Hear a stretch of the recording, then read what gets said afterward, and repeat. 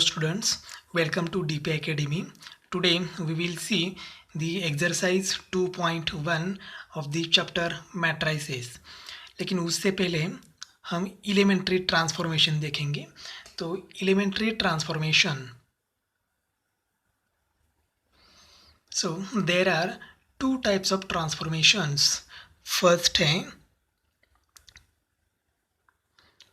है suppose there are two types of transformation. First है row transformation.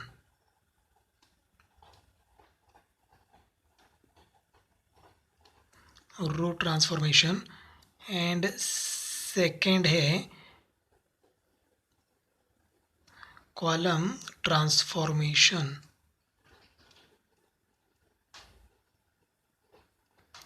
There are two types of transformations, elementary transformation. First है row transformation and second है column transformation.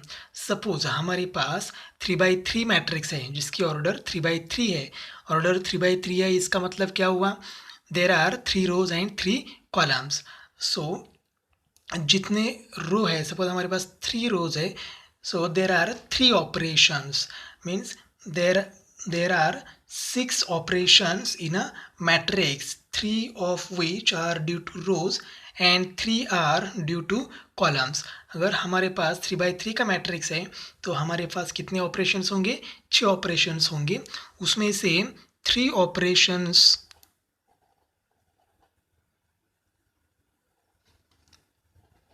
Operations रो की वजह से होंगे and 3 operations due to column से होंगे. मतलब अगर 3 कॉलम है हमारे पास तो ऑपरेशन होंगे 3 और 3 रोज है तो ऑपरेशन होंगे 3.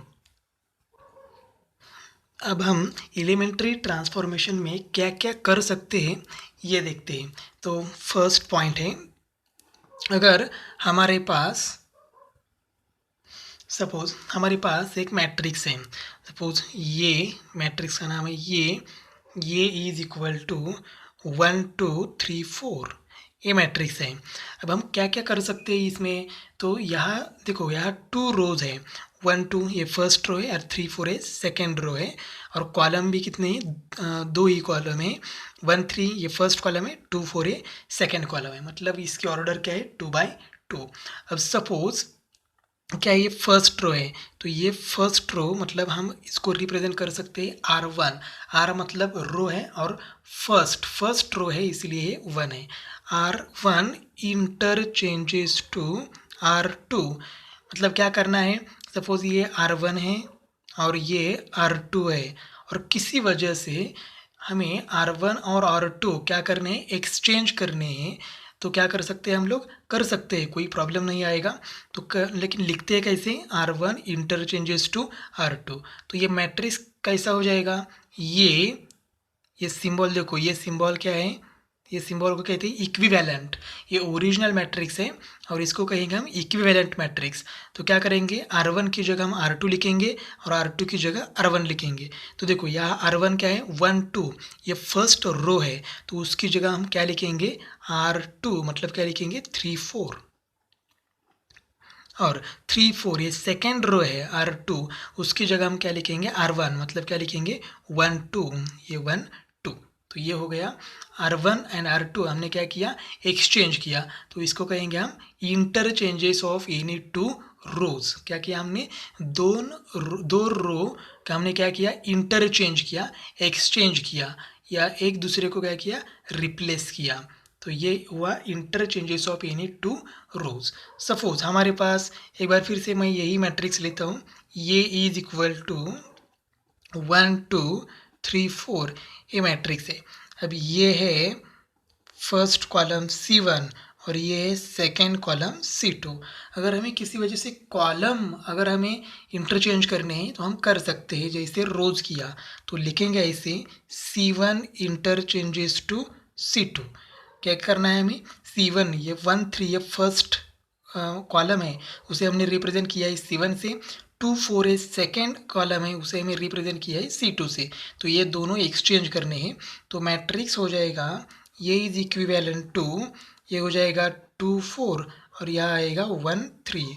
तो क्या किया हमने, C1 जहाँ 1 3 था फर्स्ट कॉलम, उसे हमने रिप्रेजेंट किया 2 4 से, मतलब C2 ने रिप्लेस किया, और जहाँ 2 4 था वहाँ लिख दिया 1 3, तो 1 3।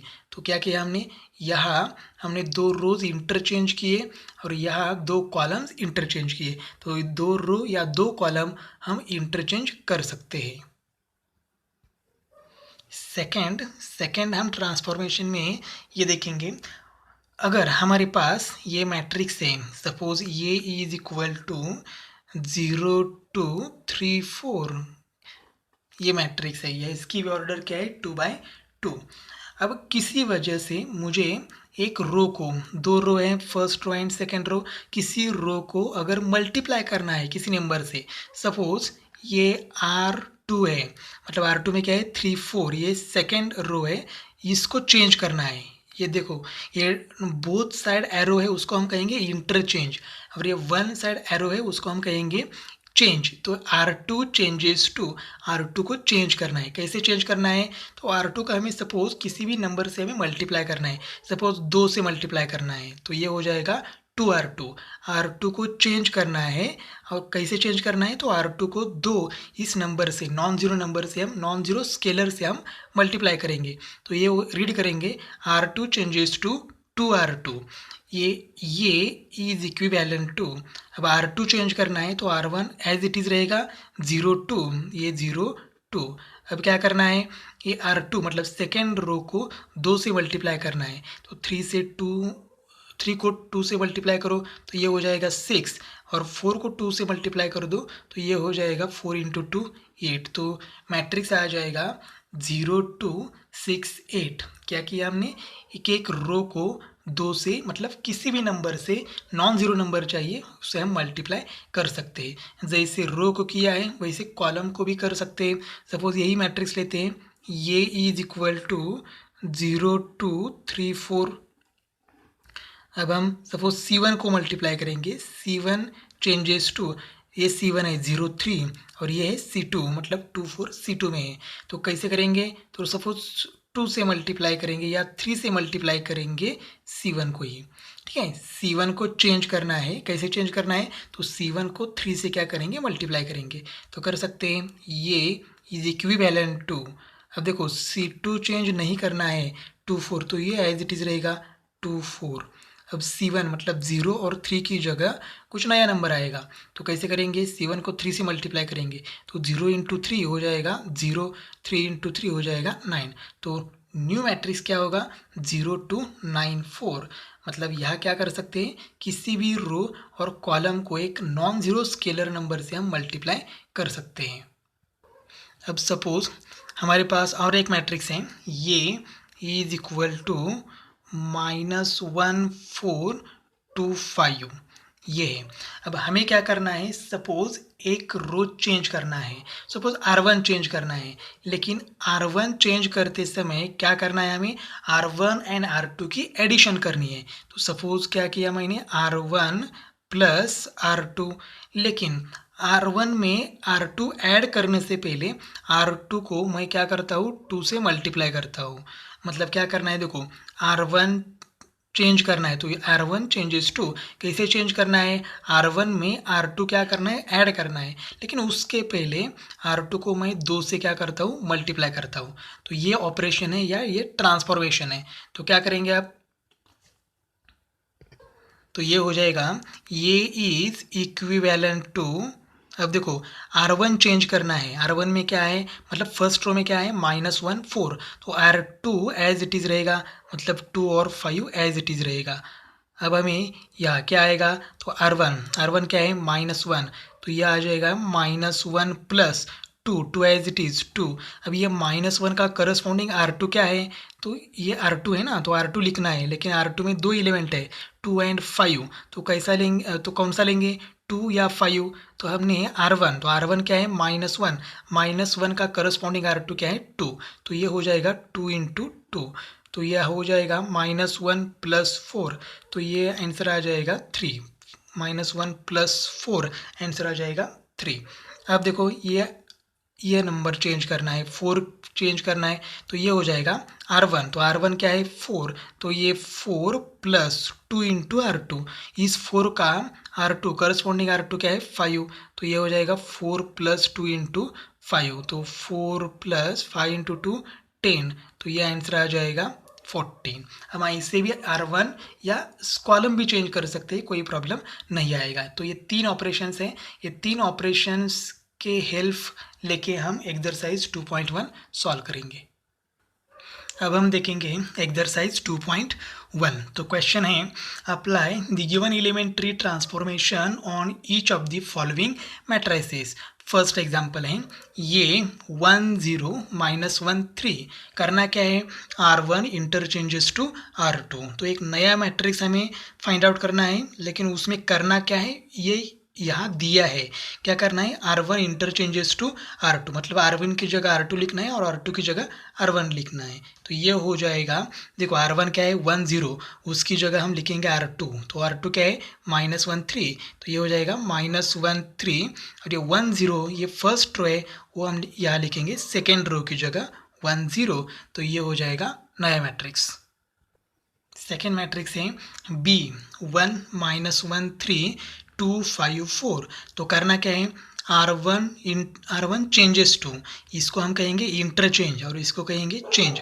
R1 चेंजेस टू, तो ये R1 चेंज करना है, कैसे चेंज करना है R1 में से R2 क्या करना है सब्ट्रैक्ट करना है।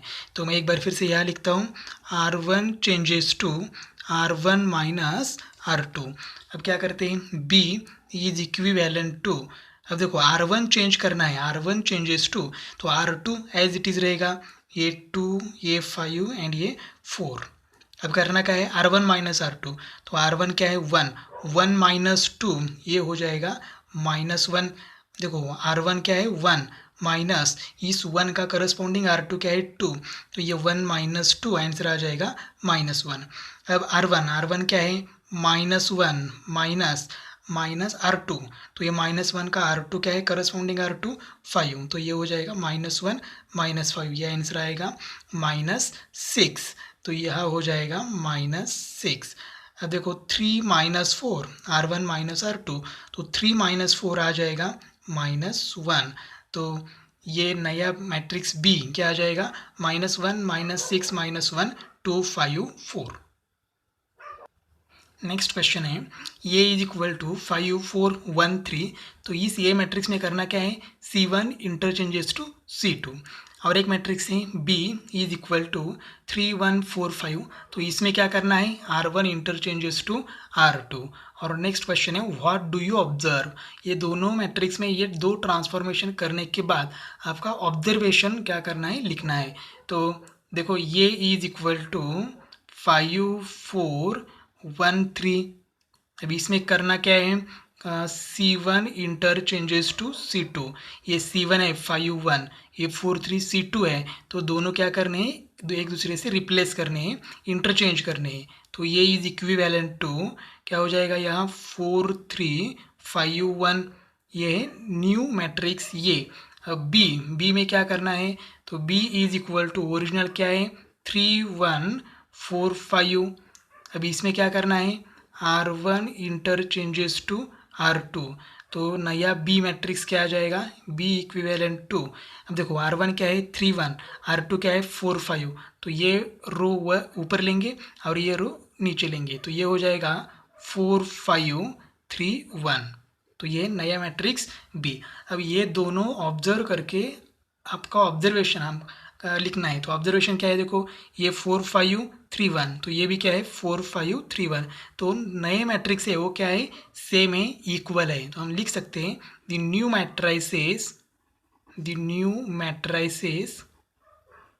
न्यू मैट्राइसेस आर इक्वल, जो नए मैट्रिक्स है दोनों भी वो क्या है इक्वल है।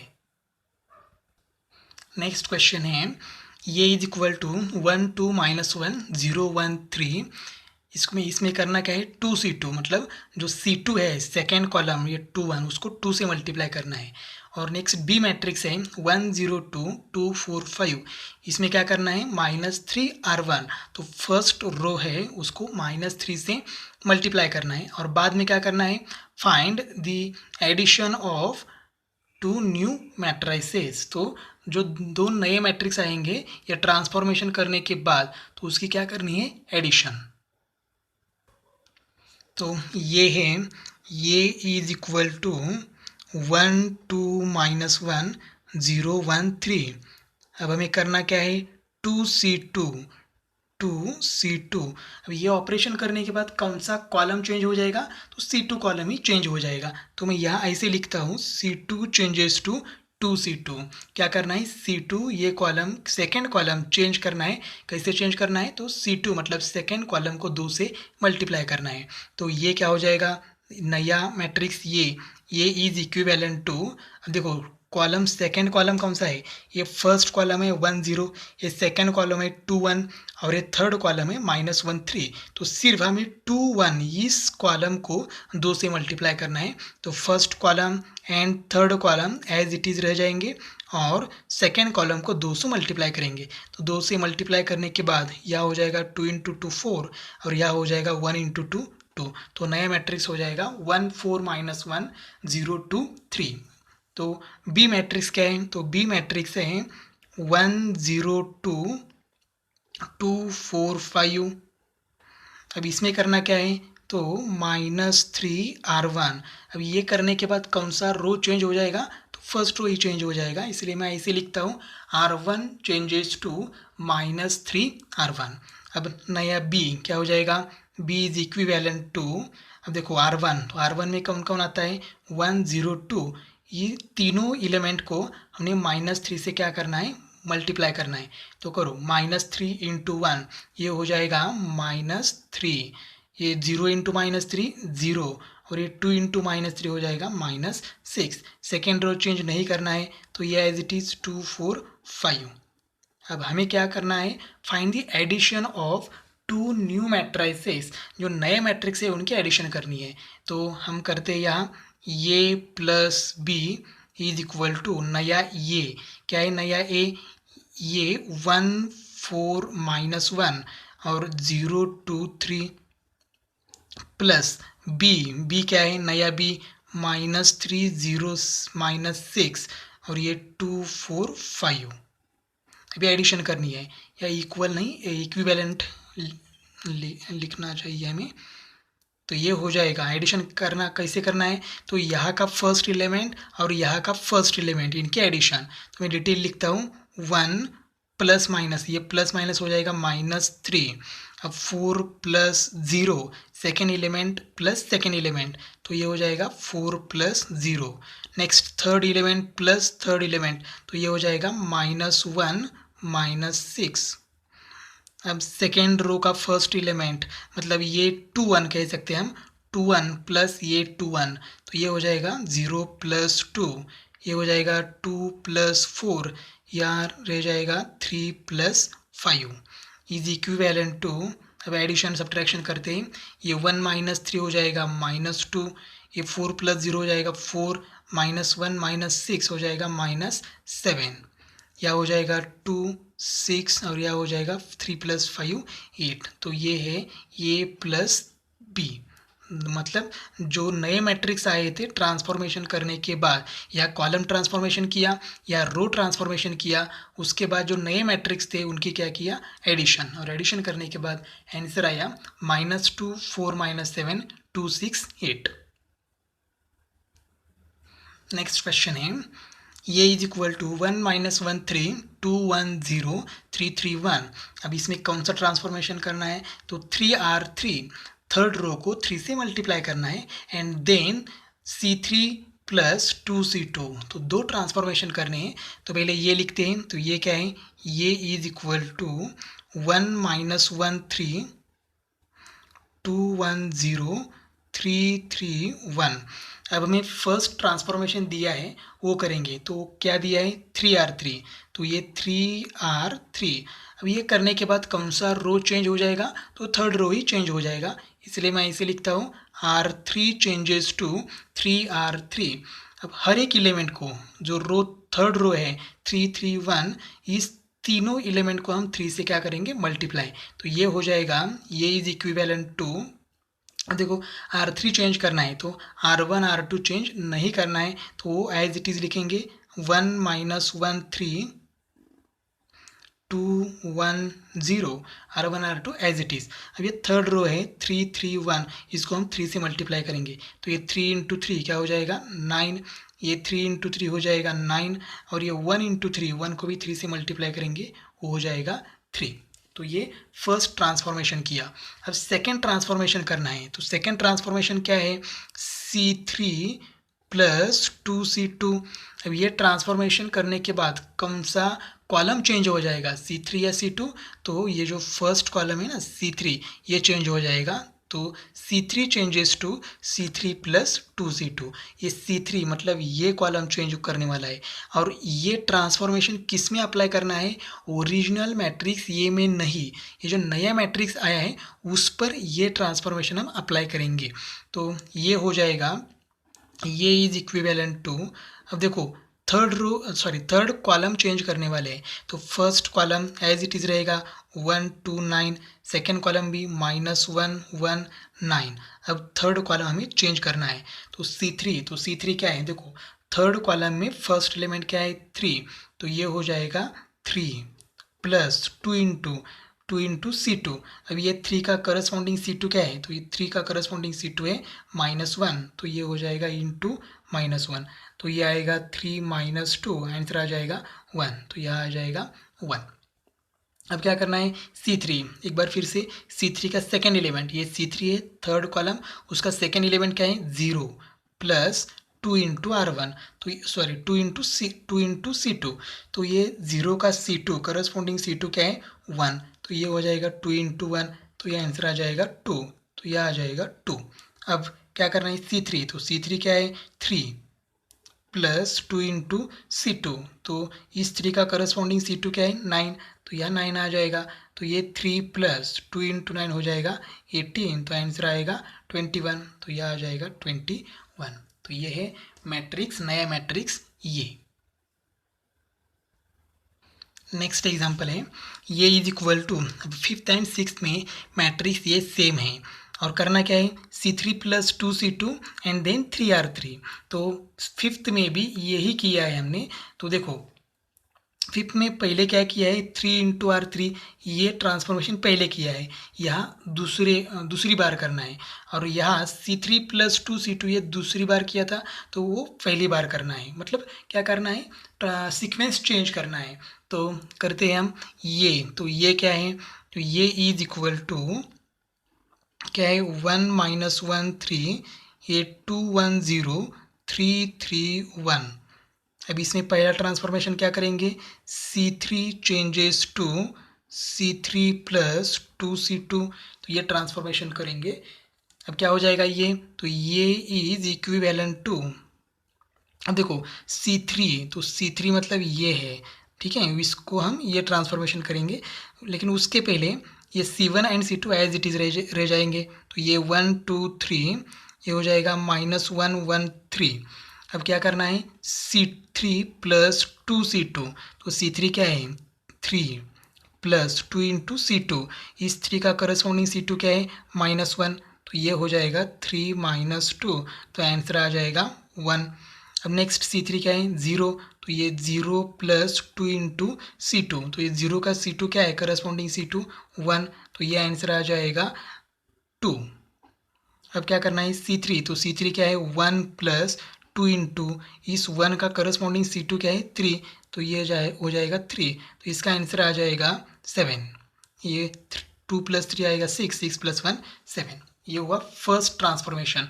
अब हमें सेकेंड ट्रांसफॉर्मेशन करना है, तो सेकेंड ट्रांसफॉर्मेशन क्या है R3 changes to 3R3, R3 को 3 से मल्टीप्लाई करना है। अब ये इज इक्विवेलेंट टू, देखो क्या करना है R3 चेंज करना है, R1 एंड R2 चेंज नहीं करना है, तो एज इट इज़ लिखता हूँ 1 - 1 3 2 1 0। अब R3 को 3 से मल्टीप्लाई करेंगे तो ये 3 इंटू 3 क्या हो जाएगा 9, ये 3 इंटू 3 हो जाएगा 9, ये 7 इंटू 3 हो जाएगा 21। तो ये है 6th नंबर का आंसर। तो देखो आप 5th एंड 6th का कंक्लूजन करना है हमें। What do you conclude from example number 5th and example number 6th। तो एग्जाम्पल 5th का आंसर देखो ये है, ये एग्जाम्पल 5th का आंसर है और ये एग्जाम्पल 6th का आंसर है। तो दोनों ऑब्जर्व करके कंक्लूजन लिखना है। तो कंक्लूजन क्या आ जाएगा, तो देखो यह मैट्रिक्स क्या है 1 - 1 1, यह भी फर्स्ट रो 1 - 1, सॉरी यहाँ 1 है तो यह 1 आ जाएगा 1, और यह 2 1 2 है तो यह भी, ये देखो सॉरी यह भी गलत हुआ है 2 1 2। हमने R3 चेंज किया है तो R1 एंड R2 चेंज नहीं हो जाएगा, तो ये 2 1 2 एज इट इज़ 2 1 2, ठीक है, ये 2 है। अब यह भी है 2 1 2 और यह भी है 2 1 2। अब यह देखो थर्ड रो 9 9 21, तो यह भी क्या है 9 9 21। तो ये दो मैट्रिक्स क्या है सेम है, तो हम ऐसे लिख सकते हैं, तो हम कंक्लूजन ऐसे लिख सकते हैं the transformations are commutative. Commutative मतलब एडिशन या सब्ट्रैक्शन करते समय हम सीक्वेंस चेंज किया, सॉरी एडिशन करते समय अगर सीक्वेंस चेंज किया तो आंसर में कुछ फ़र्क नहीं पड़ता। वैसे ही ट्रांसफॉर्मेशन, पहले ये ट्रांसफॉर्मेशन करो या फिर ये ट्रांसफॉर्मेशन करो, आंसर में कुछ फ़र्क नहीं पड़ने वाला है। फिफ्थ एग्जाम्पल में पहले ये ट्रांसफॉर्मेशन किया बाद में ये ट्रांसफॉर्मेशन किया, और 6th एग्जाम्पल में पहले ये किया बाद में ये 3R3 किया, लेकिन आंसर में कुछ फ़र्क नहीं पड़ा। इसीलिए हम कह सकते हैं कि जो transformations are commutative, sequence change करने से आंसर चेंज नहीं हो जाएगा। नेक्स्ट क्वेश्चन है use suitable transformation on 1 2 3 4 to convert into an upper triangular matrix. ये जो मैट्रिक्स है इसको मैं ये कहता हूँ, ये इज इक्वल टू 1 2 3 4। अब इसका क्या करना है, तो अपर ट्रायंगुलर मैट्रिक्स में कन्वर्जन करना है। तो अपर ट्रायंगुलर मैट्रिक्स किसे कहते हैं, तो ये डायगोनल के जो निचले एलिमेंट है, मतलब यह डायगोनल क्या है 1 4, तो इसके नीचे का एलिमेंट क्या है 3, तो ये 3 की जगह क्या करना है हमें 0 करना है, मतलब elements below the diagonals are 0, उसे हम कहते हैं अपर ट्रायंगुलर मैट्रिक्स। तो ये 3 की जगह क्या करना है हमें 0 लाना है, तो तब ये हो जाएगा अपर ट्रायंगुलर मैट्रिक्स। अब देखो ये 3 की जगह 0 आना चाहिए, तो ये 3 कौन से रो में है, तो ये सेकेंड रो में है। हम रो ट्रांसफॉर्मेशन करेंगे तो ये सेकेंड रो हमें चेंज करना है, R2 चेंजेस टू। अब यहाँ 0 आना है, तो 0 कैसे आता है, अगर 3 में से 3 माइनस करेंगे तो क्या आ जाएगा 0, यहाँ 3 है। अब अगर यहाँ 3 होता, 1 की जगह 3 होता, तो हम क्या कर सकते थे 3 - 3 0 कर सकते थे। तो यहाँ हम R2 माइनस इस 3 से क्या करेंगे माइनस, तो ये 3 कौन से रो में है सेकेंड, इसलिए लिखा R2 माइनस, सब्ट्रैक्ट करना है तभी आंसर 0 आएगा। अब 3 कहाँ चाहिए, तो यहाँ 3 चाहिए, 1 की जगह 3 चाहिए, लेकिन 3 नहीं है, तो 3 कैसे आएगा, तो इस 1 को हम क्या करेंगे मल्टीप्लाई करेंगे, किससे मल्टीप्लाई करेंगे 3 से, तो 3 से क्या करेंगे मल्टीप्लाई, 3 इंटू किसे मल्टीप्लाई करना है 1 को, लेकिन 1 कौन से रो में है, तो ये 1 फर्स्ट रो में है, इसलिए मैं यहाँ लिखूँगा 3 इंटू R1। तो ये ट्रांसफॉर्मेशन हो जाएगा R2 changes to R2 minus 3R1। तो एक बार फिर से हमें यहाँ 0 चाहिए, 3 की जगह 0 चाहिए, तो अगर 3 में से 3 सब्ट्रैक्ट करेंगे तो आंसर 0 आ जाएगा, लेकिन ये 3 में से सब्ट्रैक्ट करेंगे, लेकिन ये 3 कौन से रो में है सेकेंड, इसलिए यहाँ लिखा सेकेंड, मतलब R2 माइनस, सब्ट्रैक्ट करना है इसलिए माइनस। अब क्या करना है, यहाँ 3 चाहिए, तो यहाँ 3 नहीं है, इसलिए इस 1 को 3 से मल्टीप्लाई किया, 1 को 3 ने मल्टीप्लाई किया, तो ये 1 को करना है, तो 1 कौन से रो में है, तो R1 में है। सिर्फ हम 1 को मल्टीप्लाई नहीं कर सकते, पूरे फर्स्ट रो को मल्टीप्लाई करेंगे, इसलिए 3 इंटू R1। अब क्या कर सकते हैं, तो ये इज इक्विवेलेंट टू, ये हो जाएगा। अब R2 चेंज करना है, तो R1 चेंज नहीं करना है, तो R1 एज इट इज़ रहेगा 1 2। अब देखो R2 क्या है, यहाँ 3 माइनस 3 इंटू R1, 3 इंटू इस 3 का करस्पॉन्डिंग R1 क्या है 1, तो ये हो जाएगा 1, तो ये आएगा 3 माइनस 3, तो आंसर आएगा 0। अब नेक्स्ट R2 क्या है, R2 मतलब सेकेंड रो का नेक्स्ट एलिमेंट क्या है 4, तो ये हो जाएगा 4 माइनस 3 इंटू R1, तो 3 इंटू इस 4 का करस्पॉन्डिंग R1 क्या है 2, तो ये हो जाएगा 2, तो यह आ जाएगा 4 माइनस 6, तो आंसर आ जाएगा -2। तो नया मैट्रिक्स ये क्या आया 1 2 0 -2। अब देखो सॉरी डायगोनल एलिमेंट क्या है 1 -2, तो डायगोनल के निचले एलिमेंट क्या आना चाहिए 0, तो ये 0 आ गया। तो ये मैट्रिक्स जो हो गया वो कौन सा हो गया अपर ट्रायंगुलर मैट्रिक्स, इसके ऑर्डर है 2/2। नेक्स्ट क्वेश्चन है कन्वर्ट मैट्रिक्स है 1 -1 2 3 into an identity matrix by suitable row transformation. हमें रो ट्रांसफॉर्मेशन करके जो कुछ भी ये मैट्रिक्स दिया है उसका कन्वर्जन करना है हमें आइडेंटिटी मैट्रिक्स में। तो जो मैट्रिक्स है उसको मैं ये कहता हूँ ये इज इक्वल टू 1 -1 2 3। अब आइडेंटिटी मैट्रिक्स में कन्वर्जन करना है तो आइडेंटिटी मैट्रिक्स क्या है, मैं यह लिखता हूँ आइडेंटिटी मैट्रिक्स है 1 0 0 1। इस मैट्रिक्स को हम कहते हैं आइडेंटिटी मैट्रिक्स। अब इसके ऑर्डर 2/2 है, तो आने वाला जो मैट्रिक्स है वो भी कैसा आने वाला है ऑर्डर 2/2 ही रहेगा। तो क्या करना है कि यहाँ 1 चाहिए, कंपल्सरी 1 चाहिए, तो यहाँ 1 है तो कोई प्रॉब्लम नहीं है। अब यहाँ 0 आना चाहिए, तो ये 0 मतलब यहाँ 2 है हमारे पास, तो ये 2 की जगह क्या आना चाहिए 0, तो 2 की जगह 0 कैसे आएगा, तो ये 2, तो ये 2 हमें करना है रो ट्रांसफॉर्मेशन। तो ये 2 कौन से रो में है सेकेंड, तो ये सेकेंड रो क्या करेंगे चेंज करेंगे, R2 चेंजेस 2। अब 2 में से 2 सब्ट्रैक्ट करेंगे तभी आंसर 0 आएगा, तो ये 2 में से सब्ट्रैक्ट करना है, तो ये 2 सेकेंड रो में है इसलिए ये R2 माइनस। अब यहाँ 2 चाहिए, इस 1 की जगह क्या चाहिए 2, 2 नहीं है तो हम 2 से क्या करेंगे मल्टीप्लाई करेंगे, किसको मल्टीप्लाई करेंगे 1 को, लेकिन सिर्फ 1 को नहीं कर सकते, ये 1 जिस रो में है उस पूरे रो को मल्टीप्लाई करना होगा। तो ये 1 कौन से रो में है फर्स्ट रो में, तो फर्स्ट रो को क्या करना है मल्टीप्लाई करना है। तो ये ट्रांसफॉर्मेशन हो जाएगा R2 changes to R2 minus 2R1, तो ये क्या आ जाएगा ये इज इक्विवेलेंट टू, अब R2 चेंज करना है तो R1 एज इट इज़ लिखेंगे 1 -1। अब देखो R2, तो R2 क्या है सपोज 2 है या -2 इंटू R1, इस 2 का करस्पॉन्डिंग R1 क्या है 1, तो ये हो जाएगा 2 - 2, तो 2 - 2 आ जाएगा 0। यहाँ 0 करने के लिए तो हमने ये ट्रांसफॉर्मेशन किया है। अब सेकेंड R2 का सेकेंड एलिमेंट क्या है 3, तो ये 3 - 2 इंटू R1, तो ये 3 का करस्पॉन्डिंग R1 क्या है -1, तो ये -1 आ जाएगा, तो ये हो जाएगा 3 minus into minus plus 2 into 1 2, तो ये 3 + 2 हो जाएगा 5। तो नया मैट्रिक्स ये क्या आया 1 - 1 0 5। अब देखो यहाँ 1 चाहिए, 1 है हमारे पास, यहाँ 0 चाहिए, तो यहाँ 0 लाया हमने। अब क्या करना है यहाँ 1 चाहिए, ये जो एलिमेंट है ना ये 2 2 कह सकते हैं हम, सेकेंड रो सेकेंड कॉलम, तो यहाँ 1 चाहिए हमारे पास, यहाँ क्या है 5 है, तो 5 की जगह हमें क्या चाहिए 1 चाहिए। तो 1 कैसे ला सकते हैं, अगर हमने 5 को 5 से मल्टीप्लाई डिवाइड किया तो आंसर क्या आ जाएगा 1 आ जाएगा।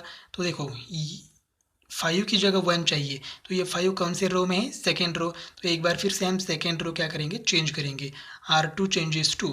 अब ये 5 को 5 से डिवाइड करेंगे तो आंसर 1 आता है, 5 डिवाइड बाई 5 आंसर 1 आएगा। तो ये 5 को डिवाइड करना है, तो ये 5 कौन से रो में है सेकेंड, तो सेकेंड रो मतलब R2, इसको डिवाइड करना है 5 से।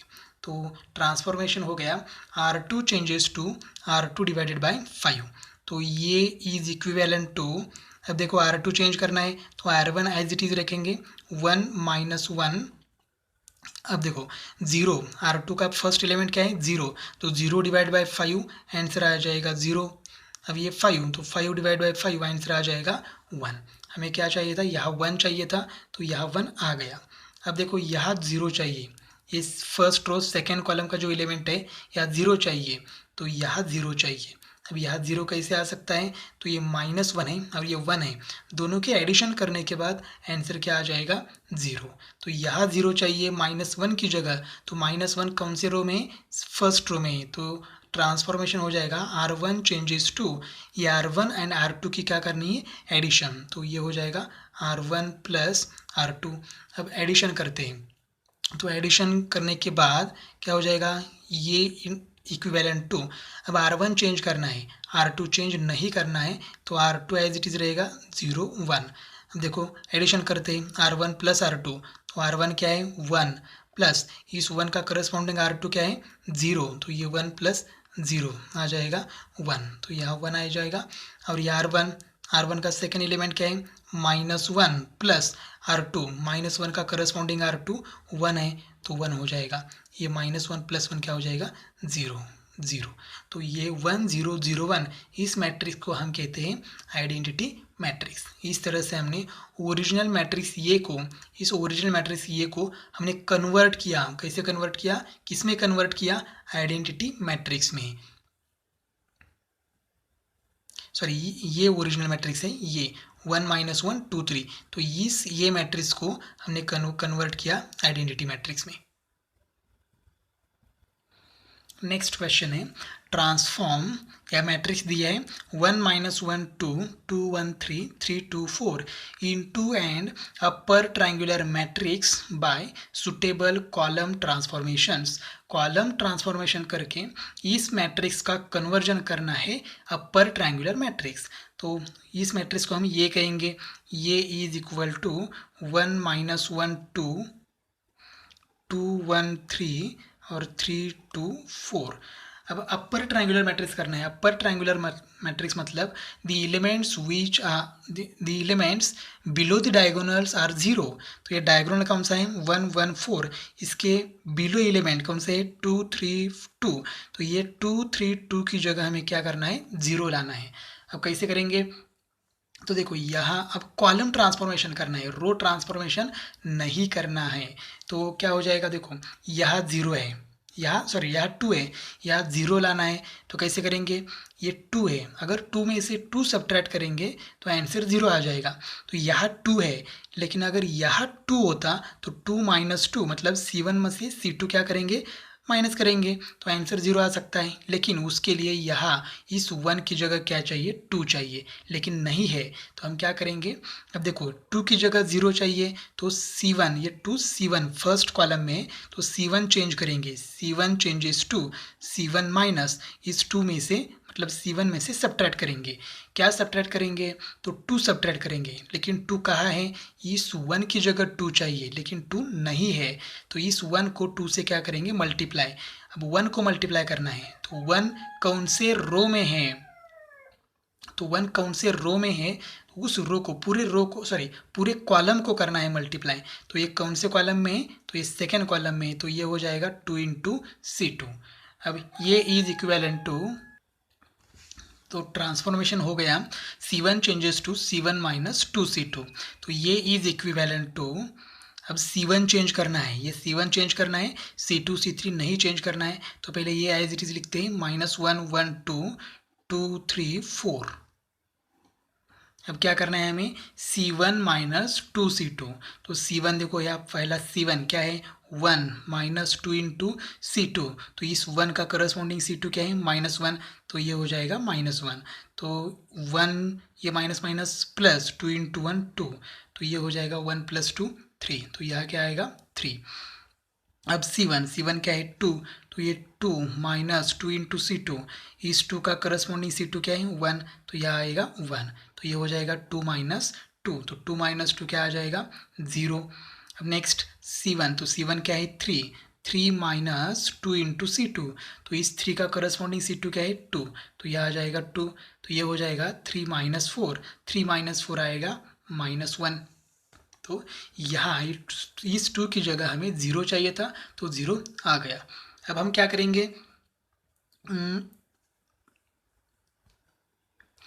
अब हमें इस -1 की जगह 0 चाहिए, लेकिन पहले -1 की जगह 0 लाने से पहले हम 2 की जगह 0 ला सकते हैं, इजीली ला सकते हैं।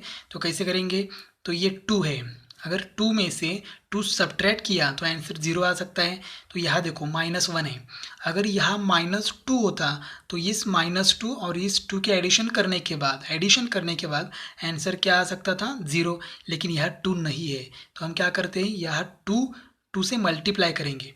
अब देखो इस टू की जगह ज़ीरो चाहिए तो हमें कौन सा कॉलम चेंज करना है, C2, क्योंकि ये टू सेकेंड कॉलम में है। तो हम कर सकते हैं यहाँ C2 चेंजेस टू C2, इस टू में ऐड करना है, क्या ऐड करना है, टू, क्योंकि यहाँ -2 है, -1 है। तो इस -1 को क्या करेंगे, हम टू से मल्टीप्लाई करेंगे। -1 से करना है, इसका मतलब पूरे कॉलम को करना है। तो -1 कौन से कॉलम में, फर्स्ट कॉलम में, तो ये हो जाएगा C1। तो ट्रांसफॉर्मेशन हो गया C2 changes to C2 plus 2C1। तो ये हो जाएगा, ये इज इक्विवेलेंट टू, अब देखो C2 चेंज करना है तो C1 एज इट इज़ रहेगा, 3 0 -1, ये 2 3 4। अब क्या करना है C2, तो C2 क्या है, -1, तो ये -1 प्लस 2 इंटू C1, 2 इंटू -1 का C1 करस्पॉन्डिंग C1 3 है, तो ये 3 हो जाएगा। तो ये -1 प्लस 6, तो 6 - 1 क्या हो जाएगा, 5, तो यह आ जाएगा 5। अब C2, नेक्स्ट C2 क्या है, 1, तो ये हो जाएगा 1 प्लस 2 इंटू C1, तो 1 का करस्पॉन्डिंग C1 क्या है, 0, तो ये हो जाएगा 1 प्लस 0, तो 1 प्लस 0 आएगा 1। अब नेक्स्ट C2 क्या है, नेक्स्ट C2 2, तो ये 2 प्लस 2 इंटू इस C2 का करस्पॉन्डिंग C1 क्या है, -1, तो ये हो जाएगा 2 - 2, तो 2 - 2 क्या आ गया, 0। अब देखो यहाँ 0 आ गया, यहाँ 0 आ गया।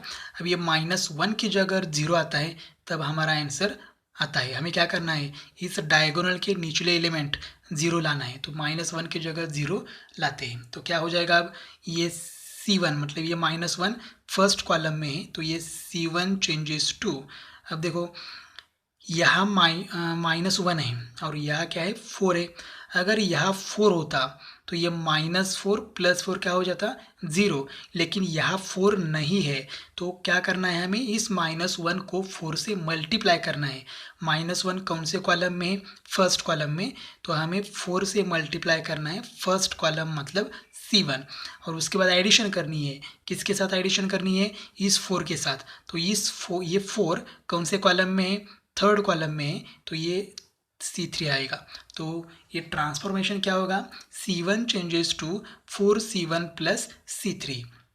अब देखो ये क्या हो जाएगा, ये इज इक्विवेलेंट टू, अब 4C1, C1 चेंज करना है तो C2 and C3 as it is रहेगा। तो ये C2 क्या है, 5 1 0, C2 है 2 3 4 एज इट इज रहेगा। अब देखो 4C1, तो ये C1 को 4 से मल्टीप्लाई करना है, तो कीजिए क्या हो जाएगा, 4 इंटू -C1 क्या है, 3 है, यहाँ 3 है, फर्स्ट एलिमेंट 3 प्लस C3।